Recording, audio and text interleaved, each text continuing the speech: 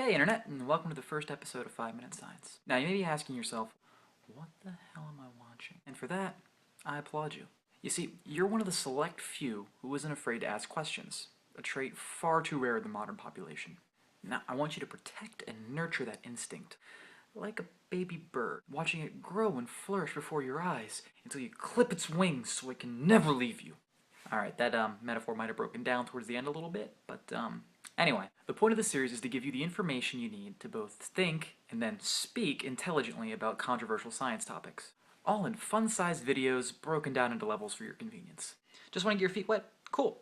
Jump in at level 1, then go on the rest of your day, carrying with you that smug feeling you get when you know something other people don't. Or maybe you want to impress that hottie at work, or shut down the ignorant tool at the bar who's just running his mouth even though he has no idea what he's talking about. In that case, move on through to level 2. And for those of you who want to dive into the deep end of the sciencey goodness and see how far down the rabbit hole really goes, you can join me in level 3. Along the way, we'll also throw in some refresher courses on the kind of core concepts that keep coming up again and again. But let's stop wasting time and jump in with our first topic, Ebola. Here's a quick question for you.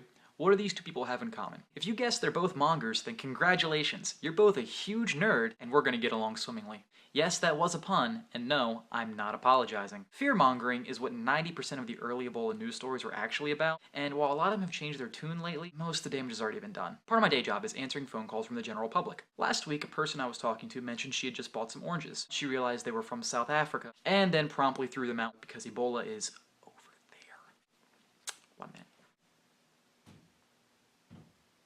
So before I get into why this is a problem both in terms of public health and basic African geography, let's start at the beginning. Ebola is a virus, a tiny piece of genetic material capable of commandeering your body to replicate itself. And when I say tiny, we're talking about something 1/100th the size of your average bacteria. I'm probably going to hit on the differences between viruses and bacteria in a later video, but for now there's two things to take away from this. First is that since Ebola is not a bacteria, antibiotics don't work against it. Just like there's no cure for the common cold, which is also caused by viruses, there's no cure for Ebola. The second is that a virus's only goal is to make more viruses, and it can only do that by infecting new hosts. Which means Ebola's a really sucky virus. And I mean that in more than just a, oh, you got Ebola, it sucks, you're probably gonna die a really horrible death. Because here's the thing, a good virus doesn't kill you.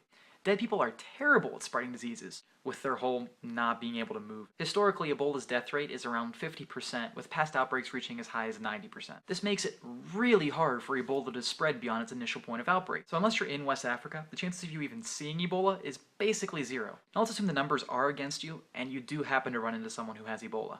You're a goner, right? Well, not so much. Here's another reason why Ebola is terrible at the only thing it's supposed to do. Ebola only spreads through contact with bodily fluids. So unless you're sifting through the blood, feces, vomit, semen, saliva of an infected person, you're not going to get Ebola. That's why the only people contracting Ebola in the US are medical workers. They're the only people dealing with the bodily fluids of people who actually have Ebola. And we're actually getting pretty good at treating them. Think of it this way. Since November 1st, there have only been 9 confirmed cases of Ebola in the US. Of those 9, 7 have recovered, 1 passed away, and 1 still in treatment. So currently, there are more hobbits that have been to Mordor than deaths from Ebola in the US. So to recap, are you a medical worker in West Africa? No? You don't have to worry about getting Ebola. It's kind of like AIDS. If you aren't having a lot of unprotected sex or sharing your needles, you probably don't spend too much time worrying about getting HIV. So after all that, does it mean we don't have to worry about Ebola? No. Because there are people in West Africa who do have to worry about it. And we have the knowledge, resources, and personnel to be able to help them. Freaking out about Ebola coming back to North America interferes with our ability to give them the aid they desperately need. Calling for travel bans or preventing our troops from going over to help doesn't make us any more safe. It only condemns thousands more to die a horrible, painful death.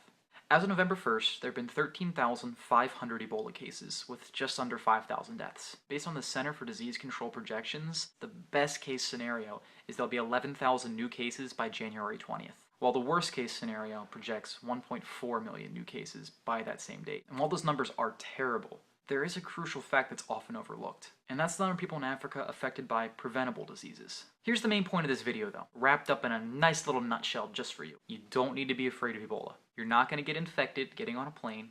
We don't need to be closing our schools, and you don't need to be throwing out your fruit. I'm going to throw a link to the CDC and a couple of other sites down in the description if you want to educate yourself further. Thank you all for watching, and remember, keep calm, it's just science.